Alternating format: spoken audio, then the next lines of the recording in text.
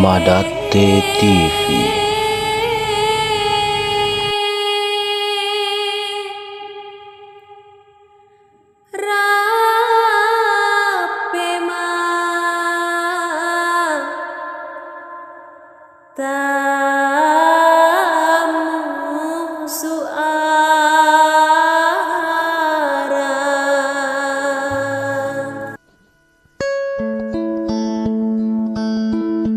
Mungkin di antara teman-teman pernah membincang masa lampau dengan penuh romantisme.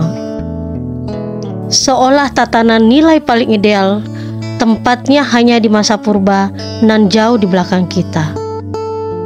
Konon, kala itu kehormatan begitu terjaga, bahkan dalam hubungan pria dan wanita di Jazirah Barat Sulawesi, yakni di Mandar, digambarkan dengan sangat terhormat. Dengan kiasan, melihat betis seorang wanita sudah dianggap beruntung.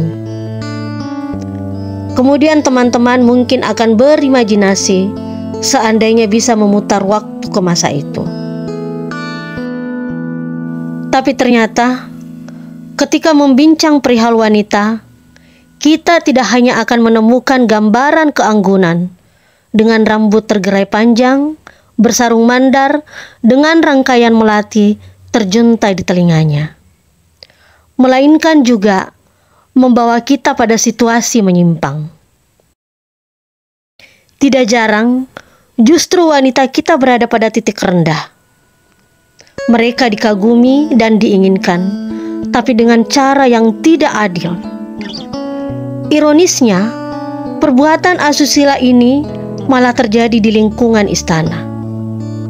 Kita sebut saja penguasa besar kerajaan Bone Arumpalaka yang harus menerima kabar bahwa selirnya telah diculik oleh bangsawan lain. Atau pelarian perang Makassar dari Gua Talo yang mulai tidak betah tinggal di Banten karena kelakuan petinggi kerajaan Banten yang seenaknya mengambil wanita Makassar yang diinginkan. Dan di Mandar sendiri, ada juga kisah seorang permaisuri yang dilarikan oleh sesamanya bangsawan Mandar. Kemudian perilaku menyimpang terhadap wanita, melibatkan kalangan istana di Mandar, dapat ditarik lebih jauh lagi pada era kerajaan Pasokorang. Satu kerajaan purba di Mandar yang memainkan peranan penting di aliran Sungai Maloso Mapili. Namun, eksistensinya selalu dicitrakan dengan kesaliman. Stigma keji yang dijeratkan kepada Pasokorang akhirnya menjadi pembenaran pada penghancuran hingga mengakibatkan eksodus besar-besaran rakyat Pasokorang dan tersebar ke beberapa wilayah. Di Jazirah Mandar, kerajaan Pasokorang yang tercatat pernah menjadi kerajaan besar bersama kerajaan Baras Mamuju akhirnya lenyap bersama pilu rakyatnya yang mengalami persekusi. Kawan-kawan sekalian, sebagai perspektif lain dalam memandang perjalanan kerajaan Pasokorang, konten kita kali ini akan mengurai petaka yang menimpa kaum perempuan kerajaan Pasokorang di masa eksis hingga pada titik kehancurannya.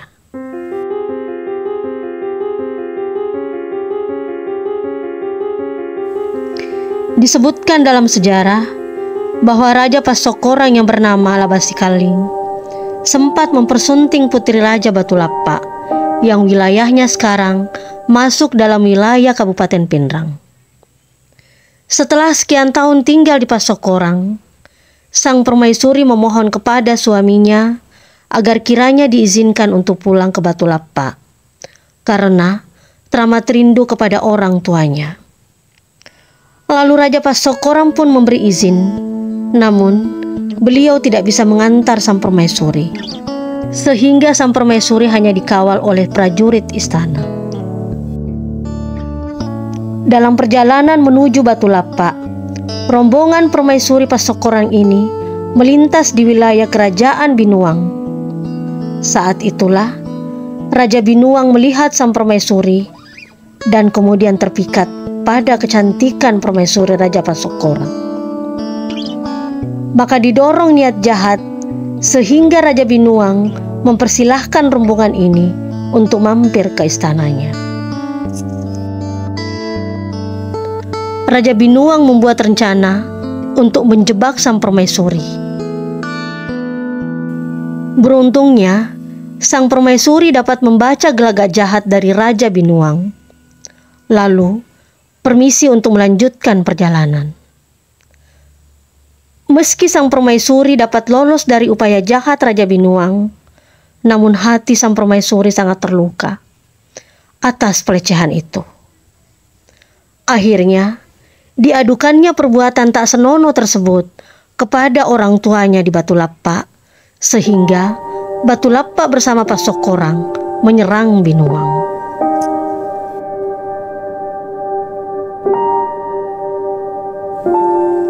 Kemudian pada peristiwa lain, saat persekutuan Apek Banua Kayang yakni Napo, Samasundu, Moso dan Toratorang bersama dengan kerajaan Alu dipimpin Tolilaling akhirnya memutuskan untuk memerangi kerajaan Pasokorang. Kedua kubu berseteru ini bertemu di Campalagian. Saat pertempuran sengit sedang berlangsung, beberapa pasukan dari kerajaan Alu menyerang dari belakang tepat di pusat kerajaan Pasokorang di sekitar aliran Sungai Maloso.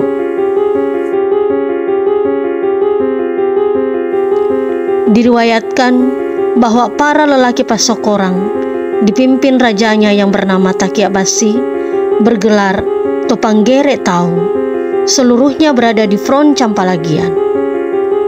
Hanya kaum wanita saja yang tinggal di Pasokorang menyiapkan makanan. Saat itulah pusat kerajaan Pasokorang dibakar habis oleh pasukan Alu dipimpin Puatta Saragian dan Puatta Bulo. Lalu dengan muslihat, permaisuri Raja Pasokorang yang bernama Pasangao ditarik dari dalam istananya lalu dibunuh oleh Puatta Bulo. Entah petaka seperti apa yang kemudian terjadi terhadap para wanita Pasokorang yang ditinggal lelakinya menuju medang perang. Yang jelas, kubu Pasokorang memilih mundur, kemudian meminta gencatan senjata dan berdamai untuk sementara waktu.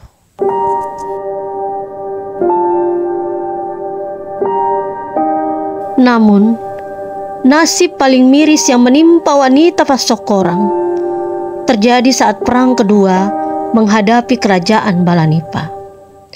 Saat itu kerajaan Balanipa dipimpin oleh Marakdia Tomepayung, putra Tolilaling, sedangkan Pasokorang dipimpin oleh Labasi Kalling, putra Takiabasi.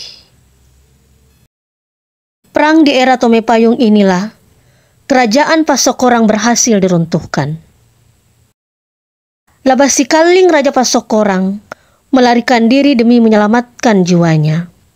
Wilayahnya kemudian direbut, warganya dikejar, hingga diyakini bahwa Pasokorang tidak akan pernah bangkit lagi.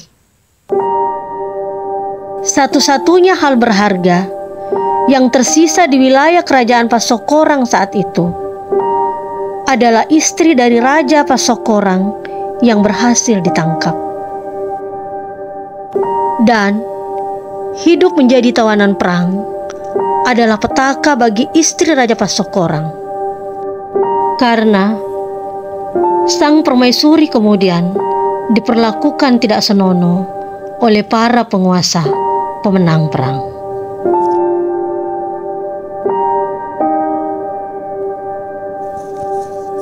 Tapi bagaimanapun, sejarah telah mencatat bahwa Pasokorang adalah salah satu alasan lahirnya kerajaan besar selanjutnya di Tanah Mandar, yakni Kerajaan Balanipa.